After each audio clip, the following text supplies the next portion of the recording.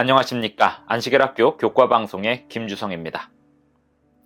안식일학교 교과 제3기 1과 제목은 복음서의 시작입니다. 마가복음에 대하여 이번 한 기 공부를 합니다. 6월 30일 일요일 교과 제목은 실패한 선교사입니다. 사도행전에 소개된 마가에 대해서 먼저 살펴봅니다. 사도행전 12장 12절입니다.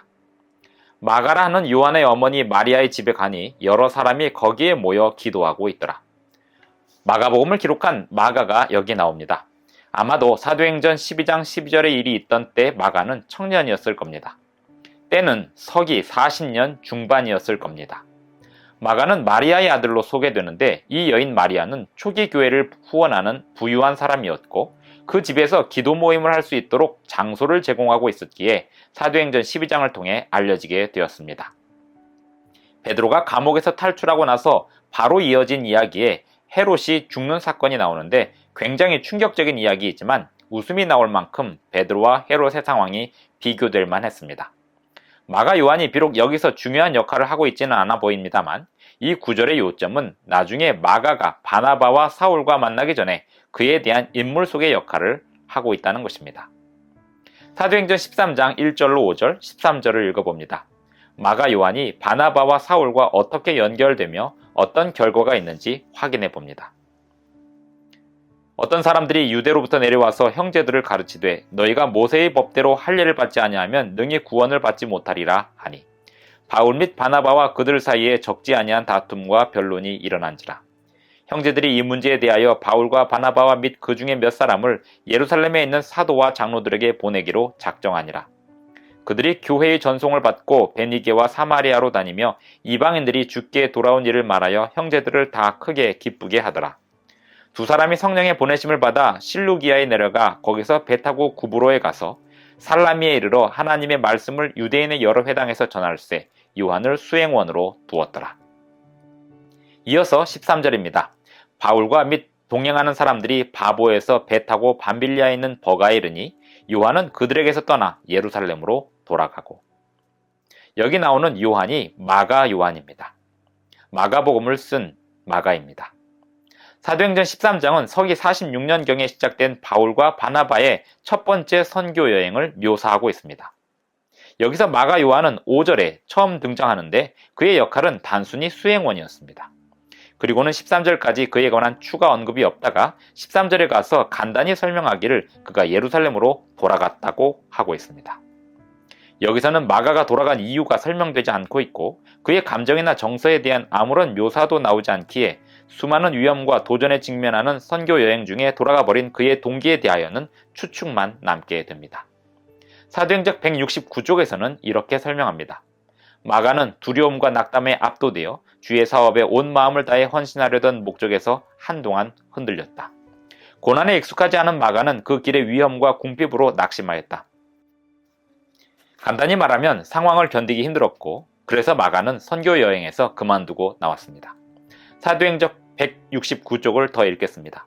마가는 그 길의 위험과 궁핍으로 낙심하였다. 그는 좋은 환경 아래서는 성공적으로 일하였으나 흔히 개척자들이 당하는 반대와 위험 가운데서 훌륭한 십자가의 군병으로 고난을 견디는 데는 실패하였다. 그는 위험한 박해와 반대를 용감한 마음으로 맞아야 할 것을 배워야 하였다. 사도들이 앞으로 나아갈 때 마가는 더 큰 어려움을 우려하고 겁이 나서 용기를 완전히 잃어 앞으로 나아갈 것을 거절하고 예루살렘으로 돌아갔다. 마가에게 두 번째 기회가 찾아옵니다. 사도행전 15장 36절로 39절을 보면 바울은 마가를 거절하고 바나바는 마가에게 다시 한번 기회를 주게 되는데 그 내용을 읽어보겠습니다.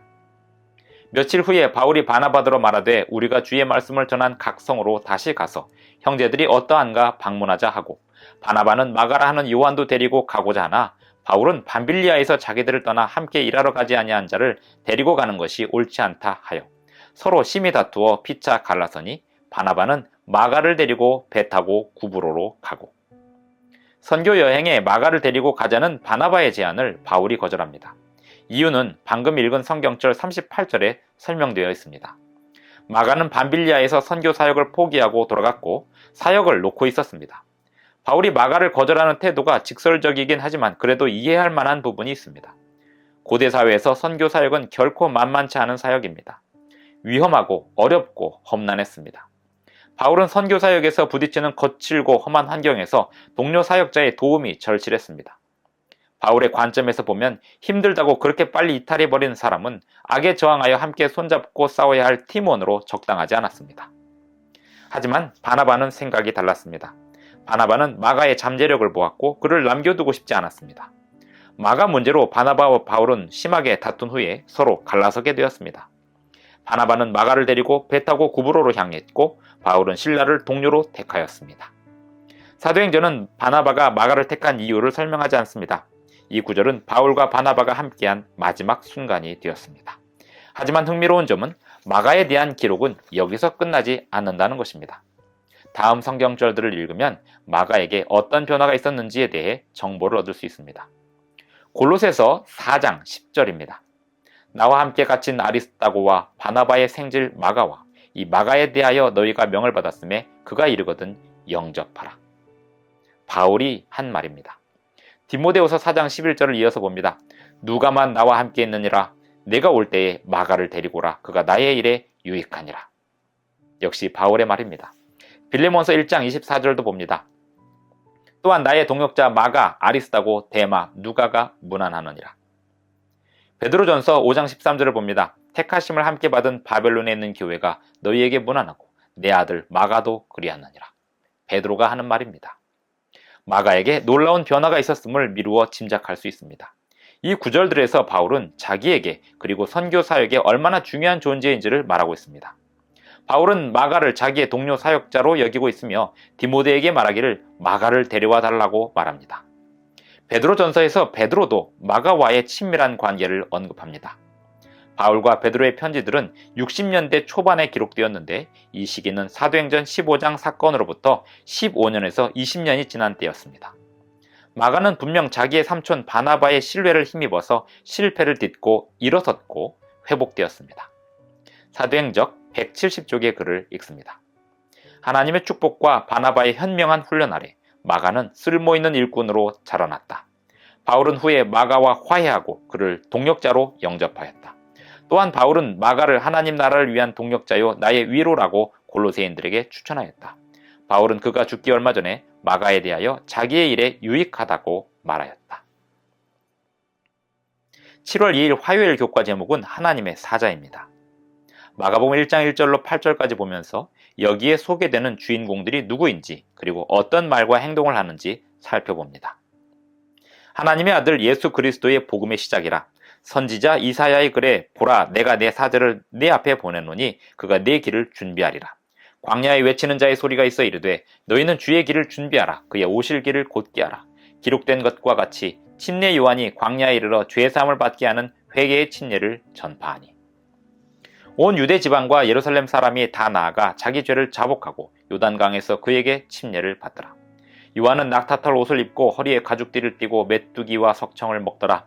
그가 전파하여 이르되 나보다 능력 많으신 이가 내 뒤에 오시나니 나는 굽혀 그의 신발끈을 풀기도 감당하지 못하겠노라. 나는 너희에게 물로 침례를 베풀었거니와 그는 너희에게 성령으로 침례를 베푸시리라. 마가가 전하는 하나님의 사자의 모습, 침례 요한의 모습이 나오고 있습니다. 지금 읽은 성경절에 주인공이 셋이 나옵니다. 1절에 예수 그리스도, 2절에 암시된 하나님 아버지, 그리고 이후에 쭉 소개되는 주요 인물인 기별자요 사자인 침례 요한입니다. 마가복음 1장 2절 3절은 앞으로 펼쳐질 이야기를 설명하기 위해 구약 성경을 인용합니다. 마가가 인용한 구절은 다음의 세 곳 성경절에서 따왔습니다. 출애굽기 23장 20절, 이사야 40장 3절, 말라기 3장 1절입니다. 이 세 구절의 공통점은 무엇인지 읽어보겠습니다. 먼저 출애굽기 23장 20절입니다. 내가 사자를 네 앞에 보내어 길에서 너를 보호하여 너를 내가 예비한 곳에 이르게 하리니. 이어서 이사야 40장 3절을 읽습니다. 외치는 자의 소리여 이르되 너희는 광야에서 여호와의 길을 예비하라. 사막에서 우리 하나님의 대로를 평탄하게 하라. 말라기 3장 1절도 봅니다.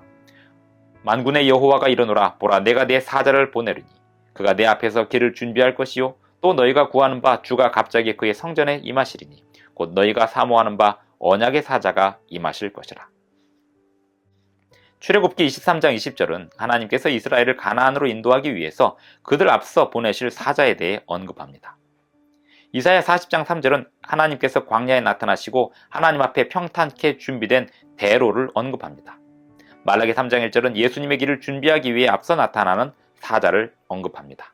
이 세 구절은 모두 길을 보여주고 있습니다. 이사야의 많은 구절은 침례 요한의 사역에 연결되어 있습니다. 그리고 예수님의 길에 초점을 맞추고 있습니다.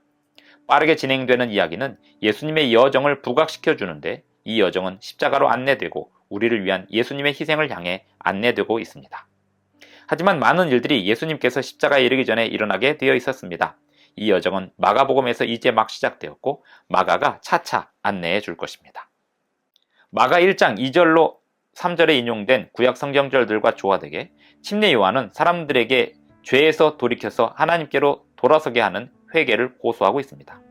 고대 선지자 엘리야처럼 옷을 입은 침례 요한은 마가복음 1장 7, 8절에 보면 자기 뒤에 오실 자가 자기보다 능력이 많으신 이라고 소개하고 있습니다. 자기 뒤에 오실 이는 자기가 그분의 신발끈을 풀기에도 감당치 못할 이라고 하면서 예수님을 향한 경외심을 나타내고 있습니다. 교회 증언 3권 61, 62쪽의 글을 읽습니다. 침례 요한은 엘리야의 심령과 능력을 갖고 나아가 주님의 길을 예비하고 정의로운 자의 지혜를 향해 백성들을 돌이켰다. 그는 그리스도의 두 번째 나타나심을 위해 길을 예비하고자 백성들 앞에 제시해야 할 신성한 진리를 하나님께로부터 위임받은 이 말세에 살고 있는 이들을 대표하였다. 7월 3일 수요일 교과의 제목은 침례 요한입니다. 마가복음 1장 9절로 13절을 읽고 예수님의 침례를 누가 베풀었는지 그리고 어떤 일이 있었는지 마가의 소개를 통해 살펴봅니다. 그때 예수께서 갈릴리 나사렛으로부터 와서 요단강에서 요한에게 침례를 받으시고 곧 물에서 올라오실새 하늘이 갈라짐과 성령이 비둘기같이 자기에게 내려오심을 보시더니 하늘로부터 소리가 나기를 너는 내 사랑하는 아들이라 내가 너를 기뻐하노라 하시니라. 성령이 곧 예수를 광야로 몰아내신지라. 광야에서 40일을 계시면서 사탄에게 시험을 받으시며 들짐승과 함께 계시니 천사들이 수종 들더라. 요단강에서 침례 요한이 예수님께 침례를 베풀었습니다. 예수님께서 물에서 올라오실 때 하늘이 갈라지고 성령께서 비둘기같이 내려오심을 보셨습니다. 예수님이 하늘에서 들리는 하나님의 음성을 들으셨는데 너는 내 사랑하는 아들이라 내가 너를 기뻐하노라 하는 음성이었습니다. 이러한 사건들은 예수님의 침례의 중요성을 보여줍니다. 아버지와 아들과 성령 하나님께서 임하시고 예수님이 시작하시는 공생의 사역을 함께 확인하셨습니다. 이 사건의 중요성은 마가복음 15장에 있는 십자가 장면에서 그 잔향을 발견하는 데서도 발견됩니다. 침례 장면에서 보인 많은 요소들이 십자가 장면에서 다시 일어나게 됩니다. 이것을 마가가 표현해 두었습니다. 성령께서는 예수님을 광야로 몰아내셨습니다. 몰아내다 라는 단어는 헬라어 에크발로에서 유래한 단어인데 이 단어는 마가복음에서 귀신을 내쫓다 라는 단어에도 쓰였습니다. 예수님을 몰아내시는 성령의 임재는 예수님의 생애에서의 성령의 권능을 나타내고 있습니다. 예수님은 이미 그 사역 여정을 시작하고 계셨고 즉시로 사탄과 직면하게 되셨습니다. 이 투쟁의 의미에 대해서는 40일 금식과 시험, 들짐승과 함께 사심, 그리고 천사들이 수종 드시는 장면들이 잘 보여주고 있습니다. 마가복음의 시작은 특별한데 예수님께서 신성과 인성을 겸비하신 분으로 나타나고 있다는 점입니다. 신성의 측면에서 예수님은 그리스도 즉 메시아라고 1장 1절에 소개되고 1장 2절에서는 앞선 사자가 선포하고 있고 7절에서는 요한보다 능력이 많으시고 10절 11절에서는 성령께서 임재하신 사랑받는 아들이십니다. 인성의 측면에서는 9절에 보면 침례 요한에게 침례를 베푸시는 게 아니라 오히려 받으시고 12절에 보면 성령께서 예수님을 몰아내시고 13절에 보면 사탄에게 시험을 받으시고 들짐승들과 함께 사시고 천사들의 수종들을 받으셨습니다. 이러한 대조를 마가가 나타냈던 이유는 무엇일까요? 이것은 그리스도의 놀라운 실체를 밝히기 위해서였습니다. 그리스도께서는 우리의 구주이시요 주님이십니다. 하나님이시면서 인간이십니다. 우리의 형제이시고 모범이십니다. 우리가 이 개념을 어떻게 하면 이해할 수 있을까요? 이해할 수 없습니다. 하지만 믿음으로 받아들이고 인간을 위한 하나님의 사랑을 드러내는 이 진리에 대하여 경이로움을 간직할 수 있습니다. 교회 증언 4권 563쪽의 글을 읽습니다. 하늘의 위대한 사령관이신 예수님은 하늘 궁정을 버리고 저주로 마비되고 훼손된 세상에 오셨다.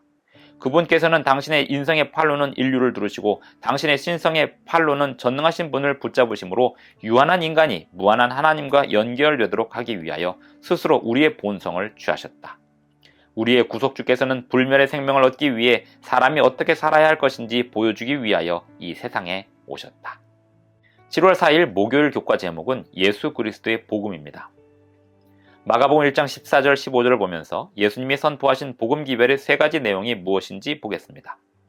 요한이 잡힌 후 예수께서 갈릴리에 오셔서 하나님의 복음을 전파하여 이르시되 때가 찼고 하나님의 나라가 가까이 왔으니 회개하고 복음을 믿으라 하시더라. 마가는 예수님의 단순하고도 직접적인 기별을 요약하고 있습니다. 기별의 세 부분은 다음과 같이 설명될 수 있습니다. 시간의 범주에서 내용은 때가 찼다는 것이고, 언약의 약속의 범주에서 하나님 나라가 가까이 왔다는 것이고, 제자도로 부르심의 범주에서 회개하고 복음을 믿으라고 선포하고 있다는 것입니다.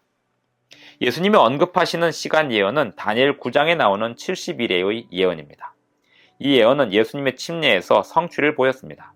성령을 받으시고 예수님의 사역을 시작하심도 예언의 성취입니다. 이 놀라운 70일의 예언은 서기 27년에 침례를 받으시고 31년 봄에 십자가에 죽으신 일로 성취되었습니다.